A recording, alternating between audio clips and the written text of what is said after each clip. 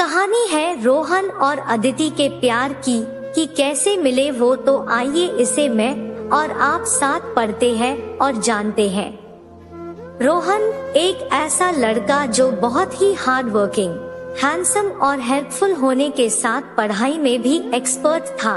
रोहन जो कि बहुत शर्मीला लड़का था और उसका सिर्फ एक ही बेस्ट फ्रेंड था, या फिर कह सकते हैं कि सिर्फ एक ही फ्रेंड था, और वही अदिति जो एक स्मार्ट, ब्यूटीफुल और हम्बल लड़की होने के साथ साथ पढ़ाई में एवरेज और मम्मी के किचन वाले कामों की एक्सपर्ट थी। अदिति इसलिए किचन का काम नहीं करती थी क्योंकि उसे अच्छा लगता था, बल्कि इसलिए करती थी क्योंकि उसे अपनी मम्मी की मदद करके उनके चेहरे की खुशी देखना अच्छा लगता था। अदिति का एक छोटा भाई भी था जिसे सब बहुत प्यार करते थे।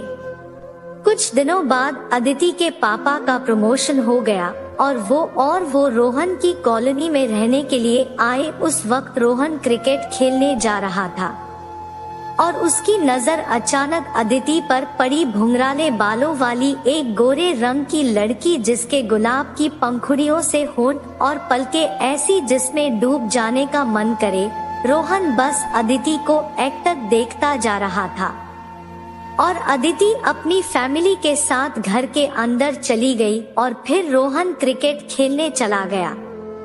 लेकिन उस दिन रोहन का मन क्रिकेट में बिल्कुल भी नहीं लगा और वो बस अदिति के बारे में ही सोचता रह गया। वो घर आया और पूरी रात बस अदिति के बारे में ही सोचता रह गया।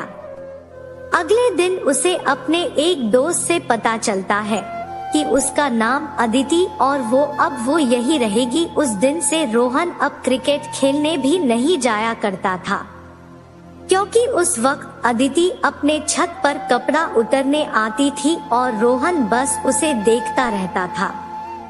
ऐसे ही दिन बीते गए और कुछ दिनों बाद अदिति जब मार्केट से आ रही थी तब उसने सड़क के किनारे रोहन को खड़ा देखा और उसे रोककर बोली, तुम रोहन राइट?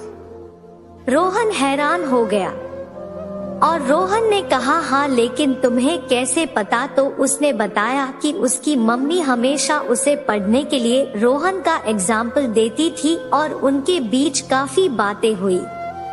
फिर वो दोनों जब भी कहीं मिलते वो बातें करते और इसी बीच उनकी दोस्ती हो गई।